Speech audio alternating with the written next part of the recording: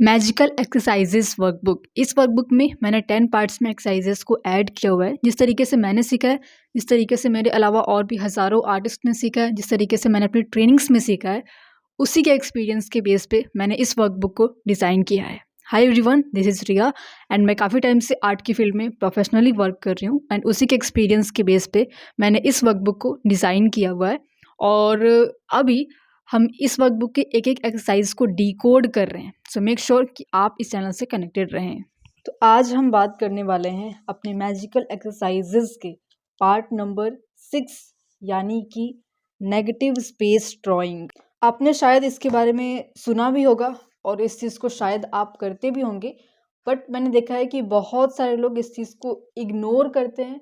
बहुत ही underrated part है, but बहुत कमाल की चीज़ है, खासकर तब जब आप कुछ ऐसी चीज़ों को बनाते हैं जो आपके लिए थोड़ा सा डिफ़िकल्ट होता है। जो भी हमारा रेफरेंस होता है उसमें 2 तरीके के स्पेस होते हैं, एक पॉजिटिव स्पेस, दूसरा नेगेटिव स्पेस। पॉजिटिव स्पेस जहाँ पे हमारा मेन सब्जेक्ट होता है, हम उसको पॉजिटिव स्पेस कहते हैं। नेगेटिव स्पेस क्या? उस मेन सब्जेक्ट को छोड़कर बैकग्राउंड के जितने भी पार्ट्स हमारे बच जाते हैं, जहाँ पे कुछ शेप्स वगैरह बन रही होती हैं, उसको हम नेगेटिव स्पेस कहते हैं। जैसे कि अगर मैं आपको किसी रेफरेंस में दिखाऊं, यहाँ पे ये जो लड़की है, इसके अलावा अब जो बैकग्राउंड में पार्ट बच गया है, यहाँ पे जो शेप बन रहा है, ये नेगेटिव स्पेस है। यहाँ पे भी जो आपको दिख रहा है, ये हमारा मेन सब्जेक्ट है और इसके पीछे सपोज यहाँ से अगर हम एक बाउंड्री इसकी डिसाइड कर लेते हैं, इससे टच करा करके या फिर इसके आसपास में ही बाकी जो एरियाज बैकग्राउंड के बच जा रहे हैं, अब वो हमारा नेगेटिव स्पेस है। बहुत सिंपल सा कॉन्सेप्ट है। ये हमारा पॉजिटिव स्पेस है और ये हमारा नेगेटिव स्पेस है। Positive space, negative space, positive space और नेगेटिव स्पेस। पॉजिटिव स्पेस पे हम हमेशा से फोकस करते हैं, ठीक है, और उसमें हम इतना इन्वॉल्व हो जाते हैं कि जो बैकग्राउंड का पार्ट होता है उस पर भी हम कभी फोकस ही नहीं करते हैं। बट अगर उस बैकग्राउंड पे हम फोकस करना शुरू कर देते हैं, तो जो हमारा पॉजिटिव स्पेस है, यानी कि जो हमारा मेन सब्जेक्ट जिसको मेनली बनाना चाह रहे हैं, वो बहुत ही आसानी से बन जाएगा बिना ज़्यादा डिफिकल्टीज के। सपोज आपको ये वाला रेफरेंस अगर मिलता है तो आप ये पहाड़ बनाएंगे, राइट, बट स्काई में कुछ नहीं है, वहाँ पे हमारा कोई भी मेन सब्जेक्ट नहीं है, तो उस पर हमारा ध्यान नहीं जाएगा। हमारा ध्यान क्या पे रहेगा? इस पहाड़ को बनाने में अच्छे से। बट अगर हम इस पहाड़ को छोड़ देते हैं और इसके शेप को बस सिंपली देख लेते हैं और उसी शेप को हम यहाँ पे बना देते हैं, तो इसका जो आउटर लाइन है, इसका जो आउटर बाउंड्री है कि इसके बाहर अब ये नहीं बनेगा, वो बहुत ही आसानी से हम बना सकते हैं। सेम चीज़ यहाँ पे भी दिख रही है और सेम चीज़ यहाँ पे भी दिख रही है। हाथ, पोर्ट्रेट या फिर कोई भी पार्ट, कोई भी चीज़ जो आपको थोड़ा सा डिफिकल्ट फील होता है, वहाँ पे सब्जेक्ट को छोड़ करके जो बैकग्राउंड की चीज़ें हैं, अब हम उस पे फोकस करेंगे। पे एग्जांपल के लिए मैंने कुछ और रेफरेंसेस भी ऐड किए हुए हैं ताकि हम इसको देख करके भी समझ सके। यहाँ पे ये जो बर्ड दिख रहा है, बर्ड, ये फ्रूट और ये जो ट्री का पार्ट है, ये हमारा जो मेन सब्जेक्ट है उसमें आता है। लेकिन यहाँ पे जो शेप बन रहा है, ये जो नेगेटिव स्पेस यहाँ पे है, ये जो नेगेटिव स्पेस यहाँ पे है, उस एक एक पार्ट में हम नेगेटिव स्पेस को अगर देखना शुरू कर देते हैं, यहाँ का ये नेगेटिव स्पेस अगर हम यहाँ पे देख करके बना दे तो ये बहुत ही आसानी से बन जाएगा। ये अगर हम बना देते हैं, अगर हम ये बना देते हैं, अगर हम ये बना देते हैं, तो ये बहुत ही आसानी से बन जाएगा। सेम चीज़ आपको यहाँ पे भी दिख रही है। यहाँ पे ये जो नेगेटिव स्पेस है, यहाँ का ये जो नेगेटिव स्पेस है, यहाँ का नेगेटिव स्पेस, यहाँ का नेगेटिव स्पेस। तो अभी मैं आपको एग्जाम्पल के लिए इसमें से ये वाला जो रेफरेंस है, इसको मैं यहाँ पे आपको ड्रॉ करके दिखाती हूँ ताकि हम सोचते क्या हैं और किस तरीके से हम इसको ड्रॉ करते हैं, बस वो चीज़ आपको समझ में आ जाए। ये बहुत आसान सा कॉन्सेप्ट है, आप इसको हर जगह पे इम्प्लीमेंट करना शुरू करेंगे, ये आपका डे बाय डे आपके अंदर ये आने लगेगा एंड आप हर एक चीज़ में फिर नेगेटिव स्पेस को भी देखना शुरू कर देंगे। सेम साइज का बॉक्स मैंने यहाँ पे बनाया हुआ है। मेन सब्जेक्ट है उसको हम एकदम छोड़ देते हैं, उस पर हमें कुछ नहीं करना।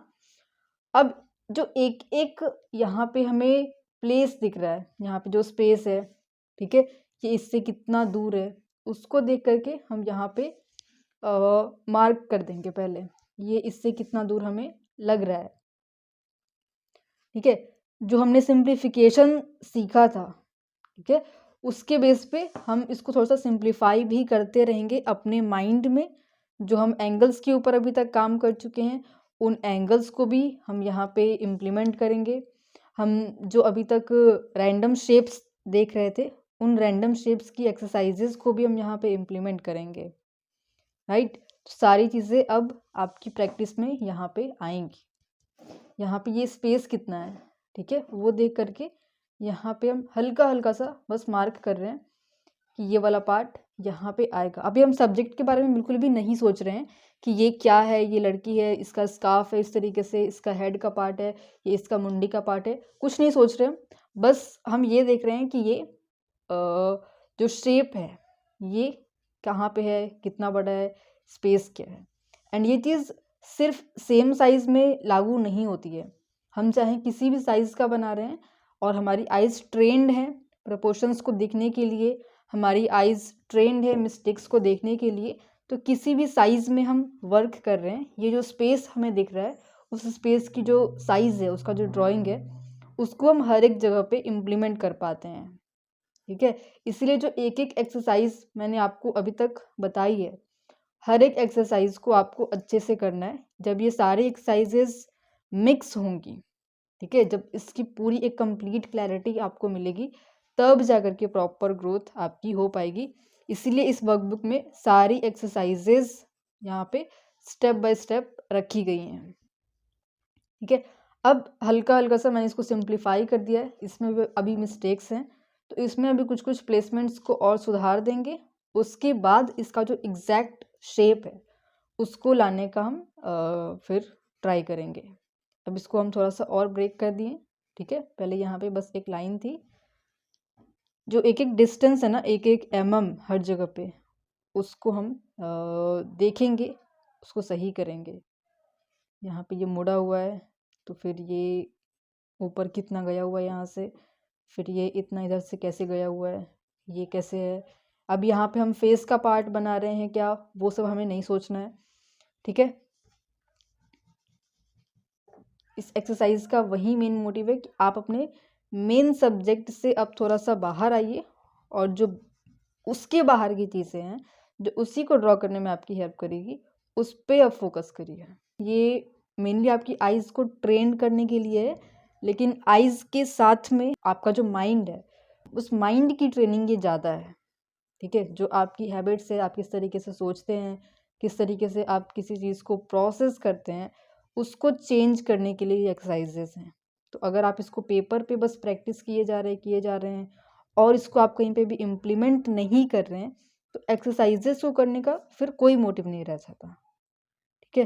एक्सरसाइजेस आपकी चल रही हैं, उसके साथ में आप उसको इम्प्लीमेंट करना जारी रखिए। यहाँ पे जो स्पेस है ये हम एकदम एक्यूरेट लाने की कोशिश कर रहे हैं, ताकि माइनर सा भी डिफरेंस कहीं पे भी ना रह जाए। पहले हम एक पार्ट को देख लेते हैं कि वो हम अपने हिसाब से अच्छे से बना दें, उसके बाद हम दूसरे पार्ट में जाकर के उसमें वर्क कर सकते हैं, फिर हम किसी और पार्ट में वर्क कर सकते हैं। एंड जब हम एक पार्ट पे बहुत टाइम तक काम करते रहते हैं, उसको बहुत टाइम तक हम मिटाते रहते हैं, उसको ड्रॉ करते रहते हैं, तो उससे क्या होता है कि जो हमारी आइज़ हैं उसमें फिर मिस्टेक्स को नहीं निकाल पाती हैं। हमें लगता है कि हाँ अभी अभी तो सही है, अभी तो सही है, हमें ऐसा लगता है। इसीलिए हम अपनी आइज़ को फ्रेश करने के लिए दूसरे एरियाज़ पे काम करना शुरू करते हैं, और फिर जब हम कुछ देर बाद उसी एरिया पे वापस से काम करने के लिए आते हैं, तब हमें दिखता है कि हाँ इसमें मिस्टेक इस एरिया में है। तो एक फ्रेश व्यू का मिलना वहाँ पे ज़रूरी होता है।